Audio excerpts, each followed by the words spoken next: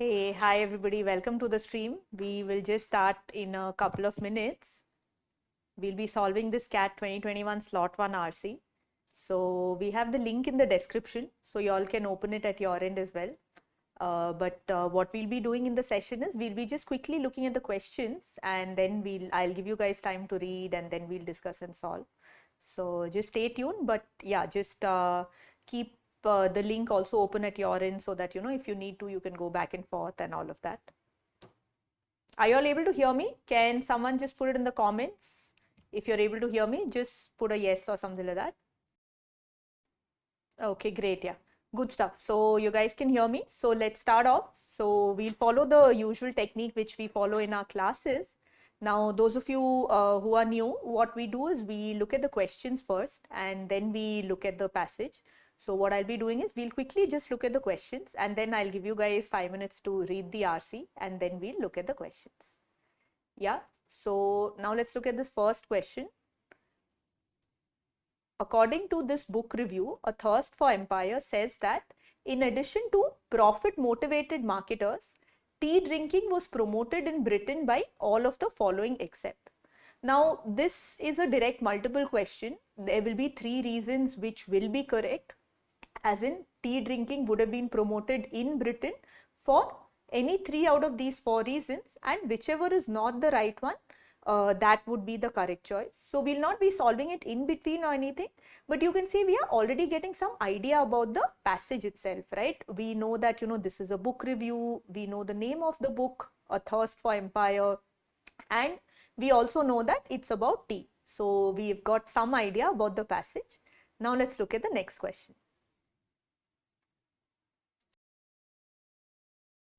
Sorry about that.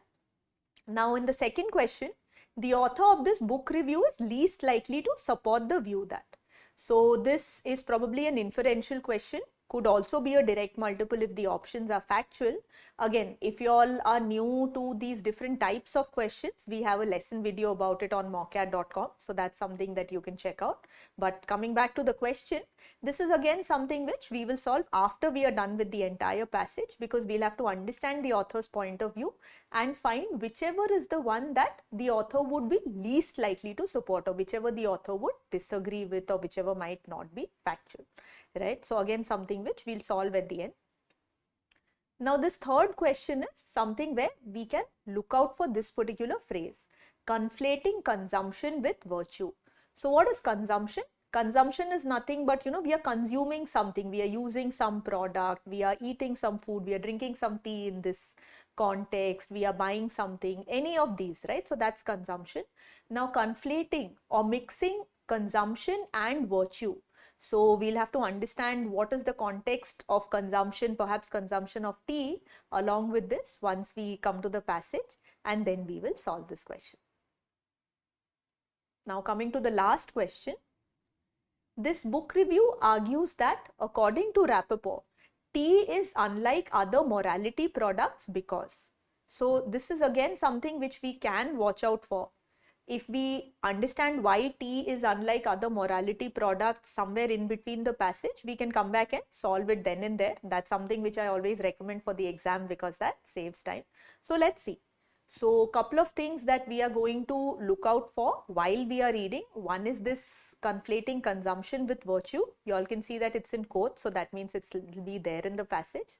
And the other is tea being unlike other morality products according to someone called Rappaport. So let's figure out who Rappaport is and what this passage is about within this tea drinking and virtue and so on.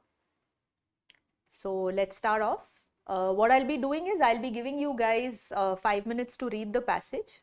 We have it open over here, but just use the static link, the link which is given in the description in the YouTube live stream itself. You have the description, you have the link over there. So you can just go to that. If anyone's going to be watching it a little late, again, you all will have this in the description, so you can go to it. I'll start the timer. We'll take 5 minutes. We'll read it. And then what we'll do is we'll look to solve the question. So let's start off.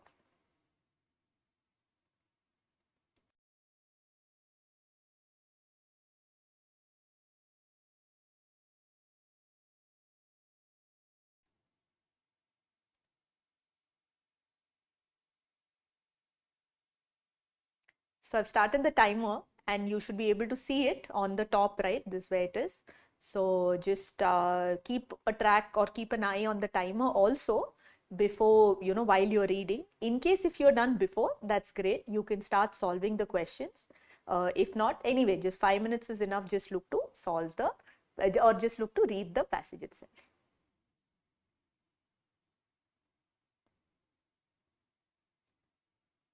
Another thing that you guys can do while you're reading the passage, if you have any questions, if there's any word in the passage you don't understand or any concept which is new, just put it in the comments. Keep reading, don't stop your reading, but just put it in the comments. And when we look at the passage, I will just, give an explanation of those as well.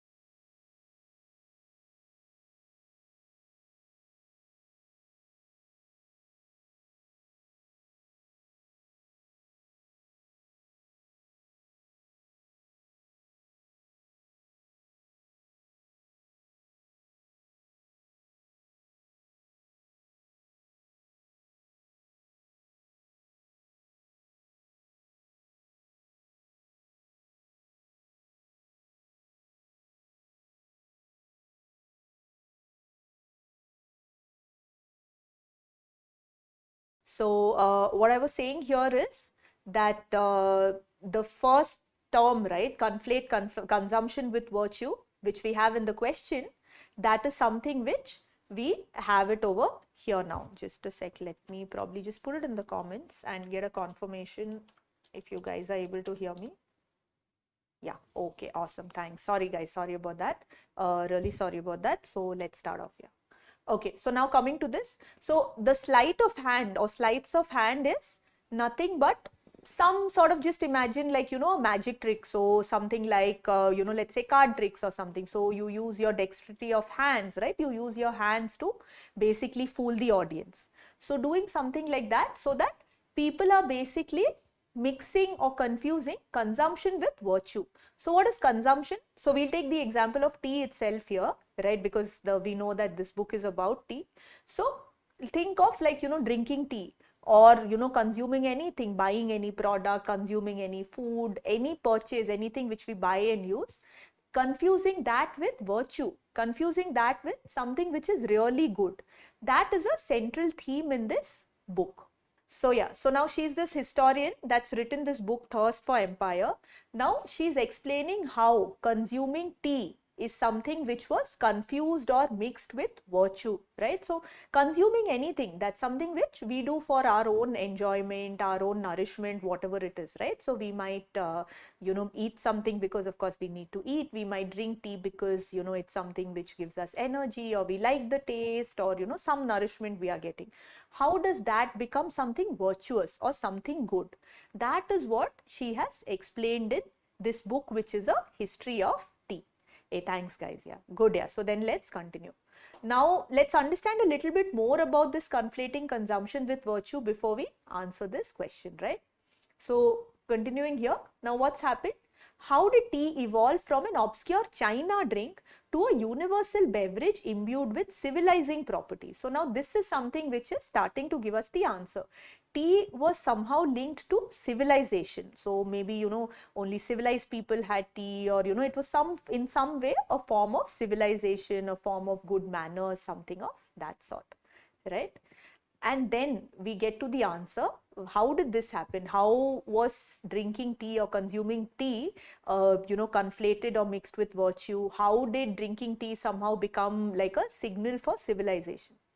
Now that is something which happened not because of marketers, or not only because of marketers, but by a wide variety of interest groups. So along with the people who were marketing tea, who were selling tea, there are also a lot of people who are essentially trying to, or who were giving this or confusing tea with virtue, right? So let's understand who are these interest groups and so on and so forth, again, before we solve this question. So I'm not going too much into each and every sentence because you all have read it. Again, if you have any doubts in any of the words, any concepts, just put it in the chat. There might be a bit of a time lag, but I'll definitely answer it. Right? So then, so beginning in the 1700s, so way back in the 1700s, the temperance movement advocated for tea as a pleasure that cheered but did not inebriate. So this has to be the first thing. So remember, we've been told that there are a wide variety of interest groups, right? There are all these interest groups who are trying to get people to drink tea. So the first one is the temperance movement. So temperance is nothing but being sober, right? Again, inebriate means being drunk, right? So the temperance movement, or the people who were probably, you know, against alcohol, or at least against too much alcohol, they wanted people to drink tea instead of alcohol, right? So that is the first interest group that was for tea, right? That was going for tea. Now remember, at this point we also had another question, I think the first one, yeah, where we are saying that tea drinking was promoted in Britain by all of the following except. So I'll just keep this open, and this is actually something you guys can do in the exam, right? Since we've read the question, while we are reading, if you feel there's something you can solve, you can actually keep it open. We can read it, then and there we can solve it, and it will save us time, right? So first is the temperance movement. So people who were against people drinking a lot of alcohol, you know, getting drunk, being inebriated, they suggested that tea can be a good option because of course you don't get drunk when you drink tea. Now the next thing is industrialists. So industrialists also borrowed this moral argument because they wanted free trade and open market. So they wanted to sell textiles, right? They want to sell clothes, maybe silk, maybe, you know, because of the Silk Road, we don't know. But they also wanted free trade in tea. Now, others that came in were factory owners. Why did factory owners come in? Not because they wanted to manufacture tea or anything, because they wanted their workforce, they wanted their employees to be sober. They again didn't want their employees to be drunk, right? So this again is coming to this entire thing of this is something to drink which is not alcohol, right? So we already have three. We have people who are in the, you know, the anti-alcohol movement. We have these industrialists who want free trade, and we also have factory workers who want their employees to again not be drunk, right? Now the last one which we have is Christian missionaries discovered that tea would soothe any colonial encounter. So what will happen? Christian missionaries, people who were Christian, who were coming to other countries. How am I inferring this other countries? Because it would soothe any colonial encounter. What is colonial? Colonial is nothing but, you know, we've had it in India, of course, where the British came and occupied us. Again, other European powers have come and sort of, you know, taken charge or, you know, ruled multiple countries, right? So that was the colonial movement or the colonial era. So the Christians at that point who wanted to come and, you know, possibly do good for the people in, you know, these other countries, or possibly even, you know, tell them about Christianity without getting into, you know, the religious and the politics aspects of it, they also were for tea, right? They also felt that if there's anything negative which is happening in these other countries, tea again is something which can help us. Yeah, that's a very good question about which Pooja has asked, that what is inebriate, right? So inebriate, like I was explaining, basically being inebriated means being drunk, right? So if you don't know this word, it is a little difficult, because if you look at these options, right, we have anti-alcohol and we have sobriety. Now factories to instill sobriety in their labor, this is something you can infer, because here we have the line factory owners joined in compelled by the cause of a sober workforce. So this word sober and sobriety, you can grammatically infer that, you know, probably sober is an adjective and sobriety is a noun. So something like that, you don't even need to think so much of parts of speech. You can just connect the word. This will not work 100% of the time, because they could have a homonym or something to confuse us, but seems pretty similar, and this one probably is something which we can eliminate. Now here, if you know temperance, then you can infer that inebriate also probably means the same thing. Or same way, if you know sober, again you can think that probably this is the case, because all of these are similar, right? The temperance movement is again something which is against alcohol. Being sober and being inebriated are opposites. Being inebriated means being drunk, being sober means not being drunk or not having had any alcohol. So if you know 2 out of these words, you can still infer the meaning. If you don't know a couple of them, it is difficult. In that case, you can still logically look at these options and you can say, okay, anti-alcohol lobby, maybe that is something you are not able to connect, but factories you can connect, you can eliminate option 2. Manufacturers who were pressing for duty-free imports, again something which is mentioned, free trade, duty-free, right? Duty is nothing but taxes. Then you are torn between option 1 and option 4. Now when we look at option 1 and option 4, what happens out here is, at least we know that something has been spoken about this substitute and all of that, because tea is something which is being looked at as a substitute for alcohol. Whereas if you see product diversity is not something which is been mentioned anywhere. The other thing is, since the entire since the entire passage is about us drinking tea, or people from the 1700s onwards drinking tea, and why there were so many interest groups which wanted them to drink tea, product diversity and drinking things other than tea is probably not something which is mentioned, right? So this we can eliminate, saying this is not the right answer. This we can eliminate, this is again given.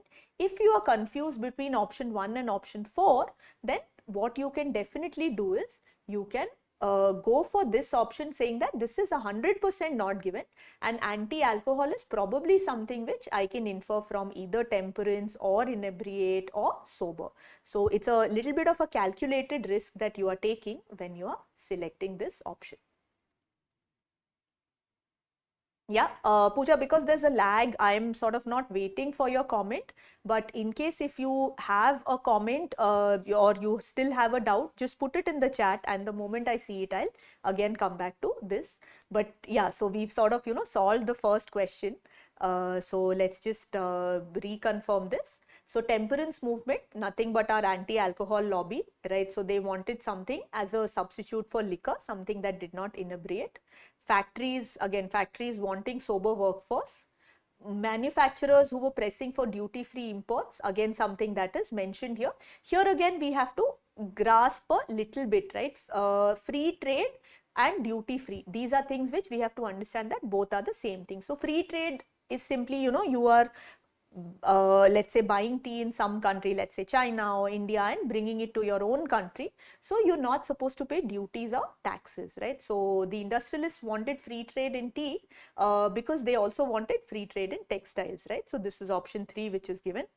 So 1, 2 and 3, all these 3 are given, and the fourth one is a correct choice because that is not given. But one more thing here, if you guys know at least one of these words, temperance or inebriate or sober, then go for it. If you don't know any of these, you could probably just, do it if you're very sure that this is not given. Otherwise, this could be something which you mark for review and come back for it later. Hey, thanks, Tarun. Appreciate the comment. Yeah.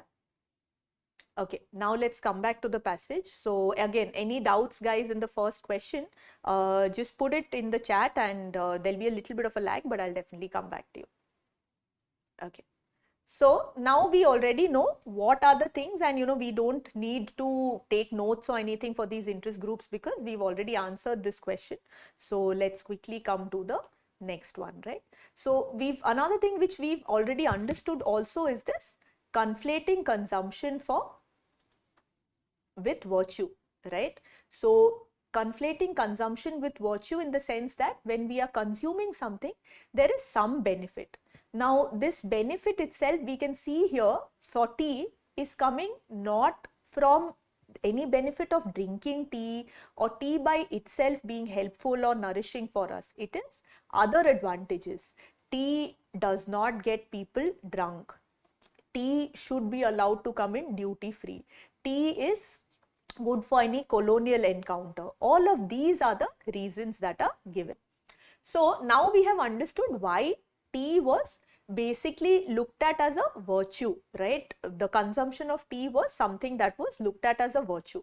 So what I'm going to do is I'm going to open out the third question for you guys, and I'll start the timer, and I'll give you guys 3 minutes to solve it. Don't put it in the chat, just keep your answer with you, and then we will solve it together. Yeah, so let me just restart the timer. Okay, so you can see the timer on the right side. So just look at it.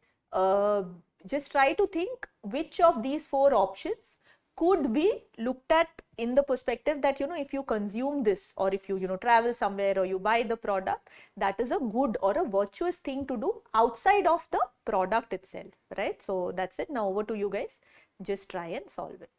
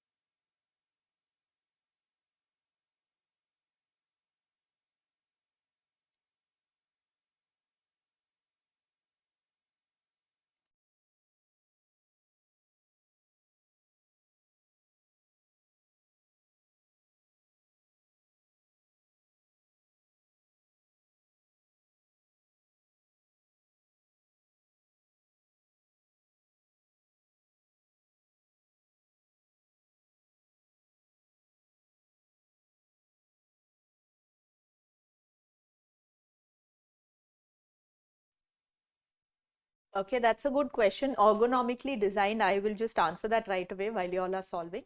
So something which is ergonomical is something which helps us from a usability perspective. So for example, an ergonomically designed chair is something which is good for our back, good for our posture and so on. Or sometimes these days we have these laptop, the mouse and all, which come with it's something which is better for our wrist. So these are examples of things which are ergonomically designed. So it's something which is better for you from a posture or bodily health, physical perspective basically. So again, giving you a little bit of hint on this option, it's something which is better for the consumer, the person. So if you are going for an ergonomically designed chair, it's obviously something which helps you out.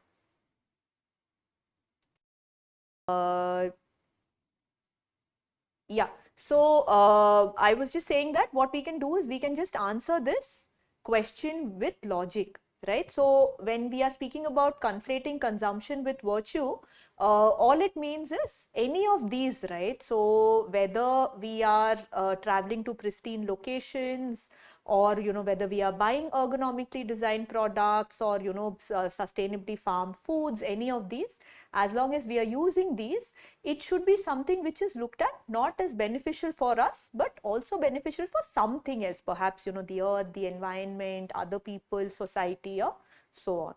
Great. So let's look at these, right? So there's a question saying what is pristine? Now something which is pristine is nothing but something which is very beautiful, untouched, very natural, right? There's not much of human intervention which has happened. So imagine some of these natural spots where it's only like nature, perhaps animals and birds and all, but humans have not gone there and not like built anything or created anything, right? So that is traveling to pristine destinations. Now logically, when we look at it, if we are traveling to a pristine destination, a destination which is really clean, which is untouched by humans, there's nothing virtuous that we are doing. There could be something negative, in fact, right? Because this is like a very natural place, we could go and we could potentially harm it, right? You travel there, let's say if somebody builds a resort or a hotel over there, then it, of course, it impacts the the trees which might need to be cut down, or animals and birds which could be in danger and so on. So there's nothing really virtuous in this, so we can eliminate it. Again, as I keep solving, any of you all have any doubts in any of these options, right? Just put it in the chat and I'll definitely explain it again. Okay. Now coming to ergonomically designed products. Again, ergonomically designed products, we were just explaining, it's something which will help us physically, posture and all of that. Generally, we look at it as chairs. Again, that is something which benefits me. So if I am sitting right now, on a chair that's like ergonomically designed, that is benefiting me. That's not benefiting any of you guys or anybody else or the environment or any of that. So there's no virtue in doing this, right? There's no virtue in getting, let's say, a chair which is helpful for us, for our posture, our back, or so on. Now, when we look at sustainably farmed foods, what do we mean by sustainably farmed foods? Now, there's one way of agriculture where we can go in, we can just cultivate as much as possible and just take it and then sell it and people consume it and so on. And there could be a lot of resources which are lost, right? There could be let's say water, a lot of water that is used, the natural fertilizers in the soil, all of these things could be lost, right? Whereas when we are sustainably farming, that means that we are essentially farming in such a way that anything which is there in nature, we are not harming it, right? So if a lot of water, we are only using as much water as is being replenished, or we are not making sure that the environment is not being harmed, and we can continue to farm. It's not a case where we are extracting as much resource as possible today without worrying about the future.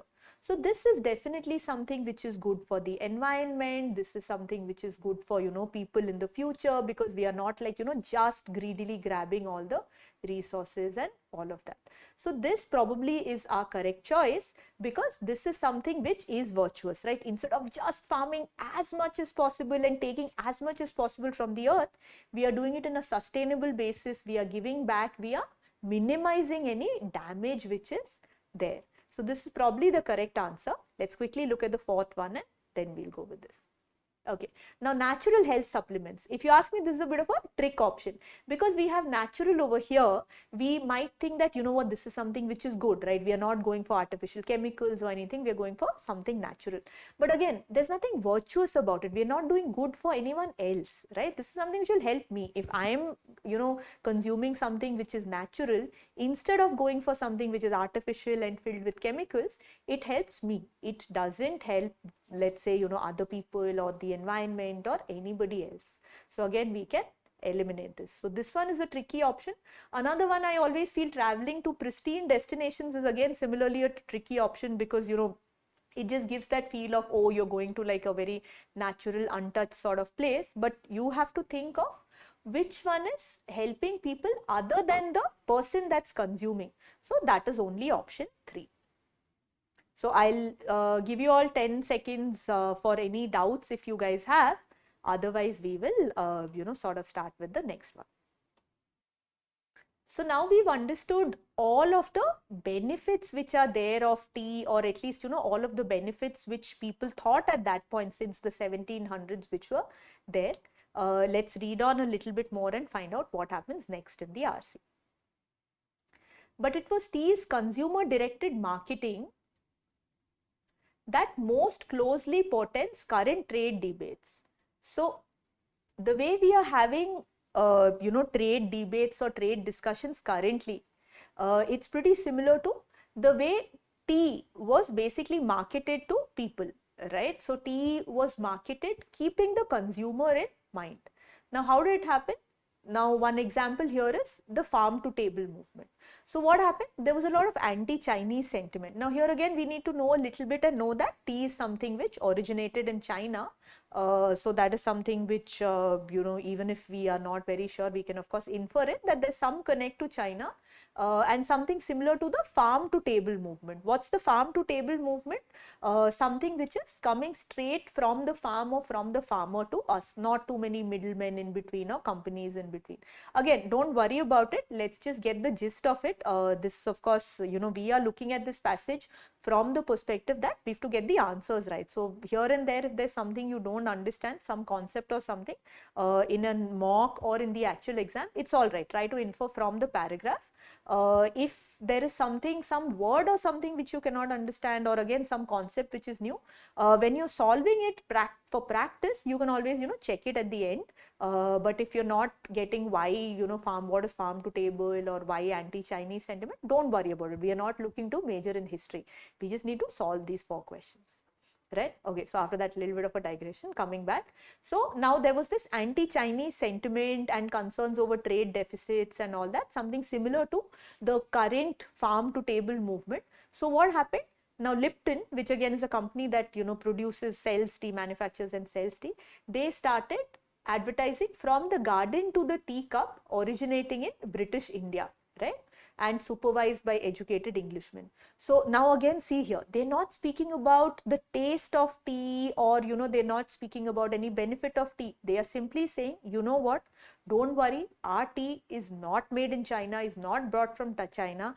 Our tea is made, supervised by Englishmen. It's made in, you know, tea estates which are in India, British India, which essentially means, you know, India being ruled or controlled by the British, right? So it's essentially like English tea, right? So it's not like tea which has come from China. It's tea which has been made under British supervision throughout. So again, similar to this farm to table, garden to teacup, right? Now here we have the crux. Now if you ask me, this one sentence is enough to help us understand this conflating consumption and virtue. So important, I'll just read it fully, right? Tea marketing always presented direct consumer benefits, right? So when we were marketing tea, or when they were marketing tea, there were direct benefits, health, energy, relaxation. But along with that, it was a larger noble project that advanced the causes of family, nation and civilization. So while the marketing always included the health benefits or the other benefits of tea, there was also a bigger benefit which was there. It was a noble project. It was helping not just me as a drinker. It's not just me giving me energy or helping me to relax. It's helping my family, my country and entire civilization also. So that was how the marketing was done. So this makes the consumption with virtue bit very clear, right? Okay, now let's read on. Again, any doubts, please keep putting it in the comments. Okay. Rappaport's treatment of her subject is refreshingly apolitical. So it's not very political. So let's read on and understand. Indeed, it's a virtue that readers will be unable to guess her political orientation.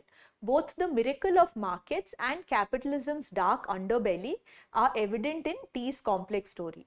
So we don't know where she stands. Okay, I'll quickly answer this doubt. So a noble project, which is something which was there here.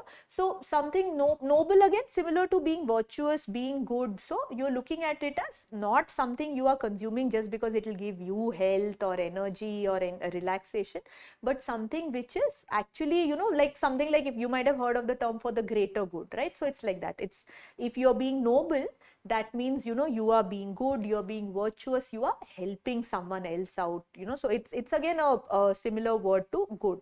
Right, so not looking at the history, nobles with a capital N or anything. Being noble means being good, being gentle, helping someone out, like that. So here what we are saying is, what the author is saying is that, tea drinkers were thinking that by drinking tea, they are doing something really good, not just for themselves, but also for their family, their country, and in fact civilization as a whole. So probably we can infer that it must be Western civilization as a whole, because it's written from the perspective of colonials and British and so on. And the name also seems to be European, though that of course might not be true. But yeah, definitely looks to be written from the perspective of Europeans at least. Yeah, so Karthik, just put it in the chat if you still have a doubt, otherwise I'll go on. Okay. So Rappaport's treatment of her subject is refreshingly apolitical. There's nothing of politics in the way she has written this book, to the extent that readers will not even be able to understand whether she is pro-capitalism or against capitalism, because the miracle, the benefits of markets, right, of the markets as in our trading markets, buying and selling something which is part of capitalism, or capitalism's dark underbelly, which is the negatives of capitalism, both are evident in T's complex story. So she's looked at the positives as well as the negatives of capitalism, buying and selling tea. So we are not really sure whether she is for or against it. She has been very unbiased and explained. So that's fine. Commodity histories are now themselves commodities. So commodity histories, so the history of what are commodities? Things again which we use and consume, right? So again, if commodity you're not very sure, you have a lot of examples over here. Cotton, salt, cod, which is a type of fish, sugar, chocolate, paper and milk. So histories of commodities are now commodities. Now this is like a fancy way of saying that there's a lot being written about the history of different commodities. So she has written a book about tea. Similarly, there are other people who have written about the history of cotton, salt, chocolate, sugar, all of these things, right? So that's fine. And now this is the important part. Morality marketing. So marketing on the basis of morals, on the basis of virtue, which is what was done first with tea. This also is now a commodity, and it's being applied to food. Food, fair trade apparel and ecotourism, right? So again, so you all might have heard these words, fair trade cocoa, or fair trade some cotton or something or the other. So what it means is that it's something where the people who are producing it have been dealt fairly with, right? So there's nothing like, something which is fair trade means a company has not really paid very little money, or in some way the people who are producing that commodity don't have a difficult life. They are getting a decent livelihood and all of that. But again, this is not something we need to get too much into, because like I said, we just need to understand the crux and we need to solve the questions. Questions we'll of course solve using logical reasoning, right? So what the author is saying from what I've read so far is that, there's we don't know where Rappaport stands, whether she's for or against capitalism. She's covered both sides. And these days there's a lot being written about commodities, and this marketing on the basis of morality or marketing on the basis of virtue is also something which has become very common. But when we look at tea is something which is a world apart, right? Why is it a world apart? Because not only does it convey a sense of moral elevation to the consumer, but arguably did advance the cause of civilization and community. So everything which was marketed for tea, right, that it was a larger noble project and all of that, Rappaport is saying that that's true. Tea is not just something which made people feel good while they were drinking it, right? It didn't just make them feel moral or feel virtuous. It actually benefited civilization and community. So I think based on this, we can solve the fourth question. But since we have just one paragraph left, let's quickly finish this and then we'll solve it. I'll give you guys some time to solve it. So now this bit, right, where we are being told that tea is something which benefited the entire civilization and community as well. That is something which the author is also agreeing with, because the author has given examples saying that, I've been offered tea at so many different places, right? So British garden party, a Bedouin campfire, Turkish carpet shop, Japanese shiatsu. So many different, even, different continents, right? Asia, Europe, everything is there. And in each case, the offering was more an idea, friendship, community, and respect than a drink, right? So tea is not just, the idea of, okay, we drink tea and there is a benefit. No, like, when we are thirsty, we drink water, or if we want energy, we drink coffee, or, we maybe drink milk for health or something. But when we are drinking tea, it's more this idea of friendship or community or respect, not just the drink itself. So that idea created a reality, in the sense, if someone is giving tea with the intent to be friendly or to respect someone, that is something which then becomes real. I am offering tea to someone out of friendship or out of respect, then that person genuinely feels that friendliness or that respect. So the author is essentially supporting what Rappaport is saying. Okay, so quickly, taking Sudarshan's doubt. So what is a Bedouin campfire? So Bedouins are tribes, yeah, Middle Eastern, particular Middle Eastern tribes. To be honest, I'm also not sure from exactly which country they come from. But essentially, again, you can look at it as, okay, in a British garden party, the author has had tea. In, like, a Middle Eastern campfire, so they could have been going on horses or camels or something, or maybe even cars, jeeps and all, but in a camp, they've been offered tea. In a carpet shop in Turkey, they've been offered tea, and in a Japanese, again, chasitsu, I'm not sure what exactly it is, but in so many different countries, in different settings, they've been offered tea. And in all of these settings, the idea is more about this friendship and community and respect, rather than, okay, here's something which is tasty or healthy or something like that.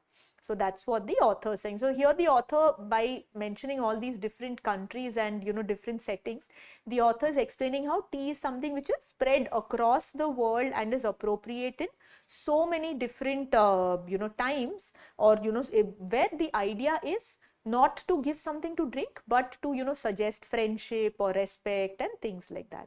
And which is exactly why, so that's why the author is also supporting and saying that, so it's not a stretch, right? So if we say that tea marketers have actually advanced this noble cause of human dialogue and friendship, that's not a stretch, as in it's not false. We definitely can say this, right? Why is that? Because tea, Rappaport is also saying that tea, not only does it make us feel moral or virtuous, it does benefit, or it does advance civilization and community, right? So at this point, I'll just start the timer and I'll give you guys 3 minutes to solve the fourth question, and then we'll start off.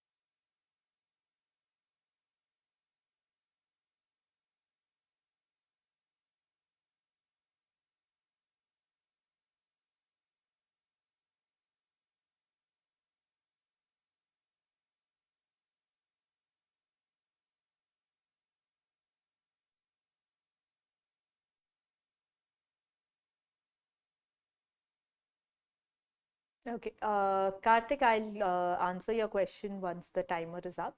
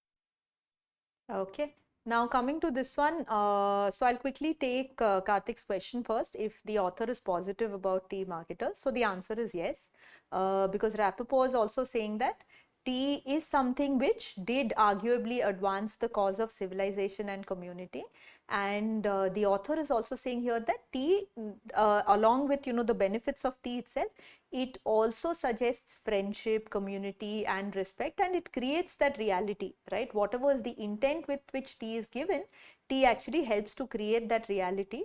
So it is not a stretch to say, or how can I simplify it? Instead of saying it's not a stretch to say, so it's probably true, or it's it's arguably true that tea marketers have advanced the noble cause of human dialogue and friendship. So the author is saying positively about tea marketers that the marketing which they did, where they spoke about the virtues of consuming tea, that is something which is actually correct, right? And if you see Rappaport, she goes a step further. She's saying that tea is a world apart. When you see other commodities or morality marketing for anything else, tea stands out. Why does tea stand out?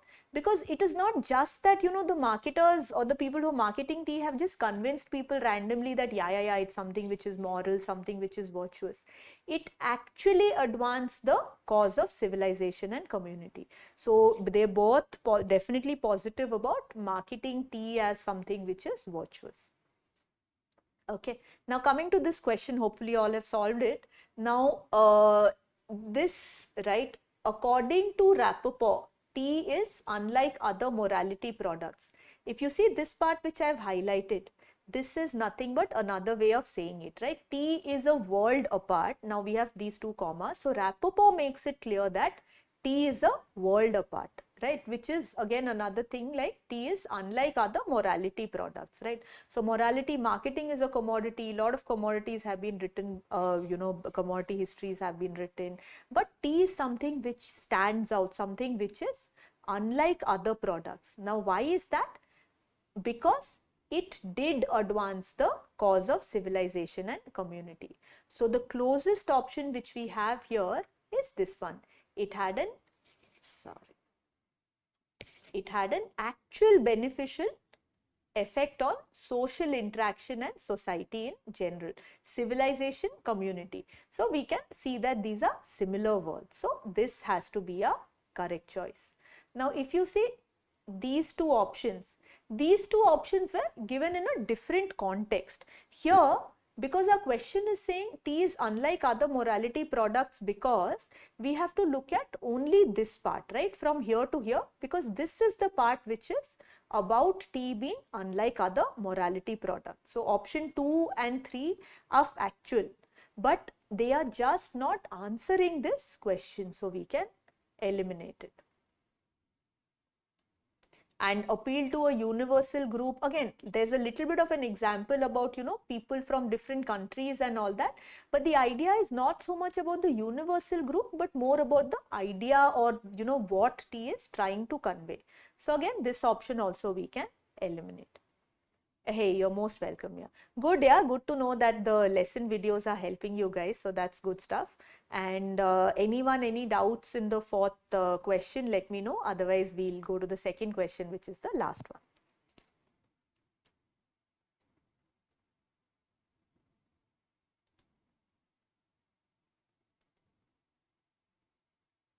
So this one's actually a direct multiple question. It's an easy one. What I'll do is I will just open up the passage here also so that you can see, and I'll start the timer. I'll give you guys 3 minutes to solve it. Just try it and then we'll discuss.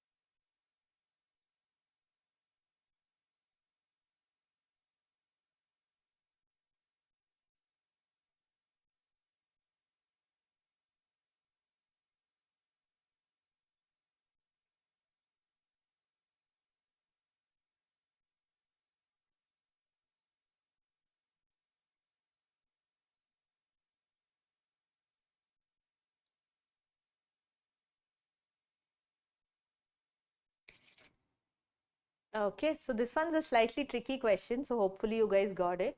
Now we are looking for the author being least likely to support. So they've been nice and they've put it in caps, but I have seen cases where students have missed this out, and what they do is they just look for something where the author is most likely to support or something like that, and then that's if you ask me, that's a very heartbreaking error, because you can get the right answer and you just miss it out because of a silly mistake. So always make sure that you go through the question with a lot of focus. And what I recommend is, if you don't know words in the RC or you don't know words in the option, it might still be fine. But if you don't know words in the question, then that's something which is a little difficult to infer. So always pay a lot of attention to the question. So now we have to look for something which the author is least likely to support. So if we look at the first one, tea drinking has become a social ritual worldwide. Now, this is something which we were just reading, right? So where, we've been told about like tea being, had in Europe, in Asia, in multiple different countries. So this is something which makes sense. So the author will support. So this is of course not the correct choice. The ritual of drinking tea promotes congeniality and camaraderie. Now, these are words which are similar to your friendship and community and all of this, particularly friendship and community, right? So, if someone is congenial, it means, someone is like, friendly, so pretty similar words, right? Camaraderie again used to describe, relations between friends, people we know, we like, and so on. So here what they've done is, they've sort of, used vocabulary to try to confuse us a little bit. So if these are words which you don't know, if you know one word, it's still positive. If you don't know both words, just put this option on hold and see if there's something else which is definitely wrong. Otherwise, you can come back to this. Tea drinking was sometimes promoted as a patriotic duty. Now, this is also something which we can infer from here, because tea drinking advanced the causes of family, nation, and civilization, right? So, when it comes to nation and civilization, from nation we can definitely infer that it's a patriotic duty. Another thing we can also look at is this tea would soothe any colonial encounter, and it's a social and a patriotic activity that uplifted soldiers and calmed refugees. So multiple places where this is something which is mentioned. So this again the author will agree with. So neither one nor three are the correct choice. Tea became the leading drink in Britain in the 19th century. Now this is something which we cannot infer. We know that tea was marketed beginning in the 1700s. So there is no way of us figuring out when exactly was it that tea became the leading drink in Britain, if at all. Right now, when we look at drink, you have to look at all sorts of drink, right? So it could be water, it could be coffee, it could be cocoa, it could be alcohol, all of this. There's nothing in the passage which is essentially telling us that this happened in the 19th century, in the years 1801 to 1900. So this is something which is definitely not given. So this becomes the correct choice, and in case even if you don't know these two words, you can infer that probably it is something positive, because this is 100% not given, right? So this is our correct choice. If you know the meaning of the words, of course, it becomes easy, can eliminate all these three and go for the fourth option. So again, I'll wait for a minute if any of you have doubts about this question, or if you have any doubts about the overall passage also. Otherwise, that's it for today, and stay tuned. We'll be having more sessions. We'll be having 4 sessions every week: Monday, Wednesday, Friday, and Saturday at this time at 9:30. Either Vignesh or I will be live solving, CAT questions, starting with CAT 2021 questions. So, stay tuned. You can solve it with us the way we did today, and hopefully you see the way we are solving it, and that helps you out.